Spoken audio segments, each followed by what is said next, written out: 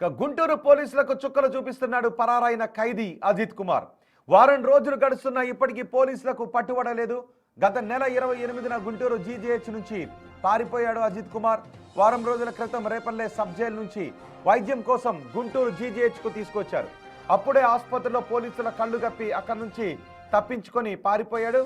పరారవుతూ ఉండగా విజువల్స్ టీవీలో రికార్డ్ అయ్యాయి. ఇప్పుడు మీరు బిగ్ టీవీ స్క్రీన్ పైన చూస్తున్న ఈ వ్యక్తే అజిత్. పారిపోయి హాస్పిటల్ బయట ఉన్న ఒక ఆటో ఎక్కి ఆ ఆటోలో పరారయ్యాడు. అవి దగ్గరలో ఉన్న సీసీటీవీలో రికార్డ్ అయ్యి చూడండి ఒకసారి. రెండో బాక్స్లో పారిపోయి బయటికి వెళ్ళి ఆటో ఎక్కి అక్కడ నుంచి పారిపోయాడు. ఈ వ్యక్తి ఎక్కడైనా మీకు కనబడితే వెంటనే పోలీసులకు సమాచారాన్ని అందించండి.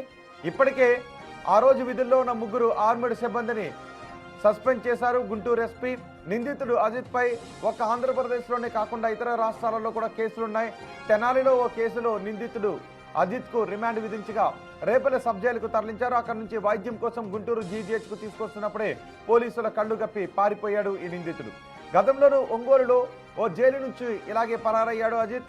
నిందితుడి సొంత ఊరు ఏలూరు జిల్లా పెదవేగి మండలంగా గుర్తించారు.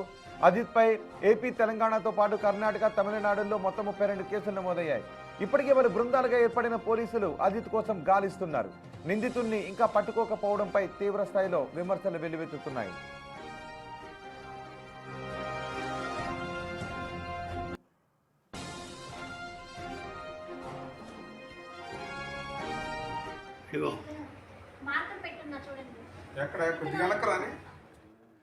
గుంటూరులో పారిపోయిన ఖైదీ అజిత్ కోసం పోలీసులు బృందాలుగా గాలిస్తూ ఉన్నారు.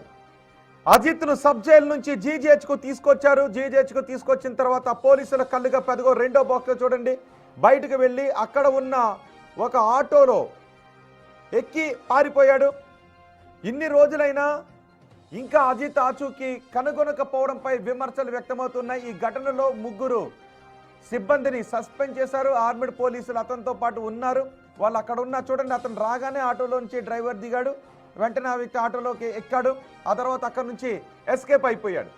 3 రోజులు అవుతున్నప్పటికీ ఈ ఘటనపై ఎటువంటి పురోగతి లేకపోవడంతో ప్రజలు కూడా అసహనాన్ని వ్యక్తం చేస్తున్నారు. ఇప్పటికే 32 కేసులు ఉన్నాయి. 4 రాష్ట్రాల్లో అజిత్ పై 32 కేసులు ఉన్నాయి.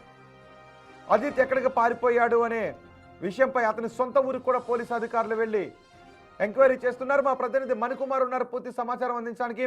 మణికుమార్, మనం నిన్న కూడా మాట్లాడుకున్నాం అజిత్ గురించి. బయటకు వెళ్ళి ఏ ఆటో ఎక్కాడు, ఆటో డ్రైవర్ ఎవరు, అతన్ని ఎక్కడ దించారు అనే వివరాలైనా గుర్తించగలిగారా? ఆ వ్యక్తి బయటికి వెళ్ళిన తర్వాత మొత్తం సీసీ కెమెరాలన్నీ ట్రాక్ చేసి ఎటువైపు పారిపోయాడు అనేది ఎందుకు గుర్తించలేకపోతున్నారు? ఇప్పుడు ఎక్కడుండొచ్చు అనే అనుమానాలు వ్యక్తం చేస్తున్నారు.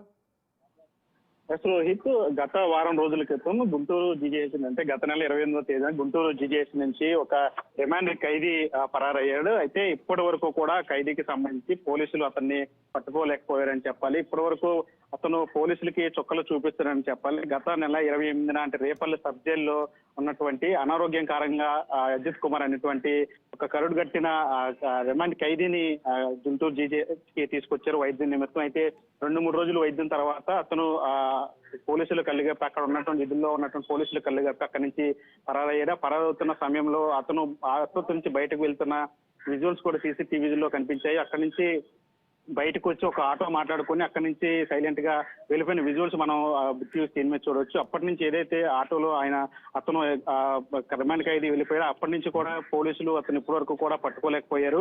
అయితే ప్రస్తుతం అజిత్ కుమార్ సంబంధించి పోలీసులు గాలింపు బృందాలుగా ఏర్పడి గాలింపు చర్యలు చేపట్టారు. కానీ ఇప్పటి వరకు కూడా అతను ఆచూకీ ఎక్కడ కనిపించదు. కనీసం అతను వెళ్ళిపోయేటటువంటి ఆటో కూడా ఎవరిది ఏంటి అనేది కూడా పోలీసులు ఇప్పటి వరకు కూడా వెల్లడించలేదు. దానికి సంబంధించి కూడా పోలీసులకు సమాచారం అందలేదని మనకి సమాచారం అందుతూ ఉంది. దాదాపు ఇతను కరుడుగట్టిన దొంగకు కూడా చెప్తా ఉన్నారు. ఒక్క ఆంధ్రప్రదేశ్, తెలంగాణలో కాదు, అటు కర్ణాటక, తమిళనాడులో కూడా ఇతని మీద దాదాపు 32 పైగా కేసులు ఉన్నాయి. ఎక్కువ శాతం మోసాలు కావచ్చు, లేదంటే కార్ల దొంగతనాలు కావచ్చు, లేదా సైబర్ క్రైమ్ కావచ్చు, ఇలా పలు రకాలుగా ఇతని మీద కేసులు కూడా తెలుస్తుంది. అలాంటి కరుడుగట్టిన నేరస్తుడికి రక్షణ ఎందుకు సెక్యూరిటీ కల్పించలేదు, ఎందుకు అతన్ని అంత నిర్లక్ష్యంగా పోలీసులు ఎందుకు విధుల్లో ఉన్నారు అని చెప్పి అటు పోలీస్ యంత్రాంగం కూడా దీని మీద సీరియస్ అయింది. ఇప్పటికే 3 ఆర్ముడు సిబ్బందిని సస్పెండ్ చేసినప్పటికీ కనీసం ఇప్పటి వరకు అటు అజిత్ కుమార్ కి సంబంధించిన ఆచూకీ కనిపెట్టలేకపోతున్న అటు పోలీసుల మీద కూడా పెద్ద ఎత్తున విమర్శలు వస్తున్న పరిస్థితి కనిపిస్తూ ఉంది. ప్రస్తుతానికి అయితే ఇంకా పోలీసులు గాలింపు చర్యలు చేపడుతూ ఇప్పటి వరకు అయితే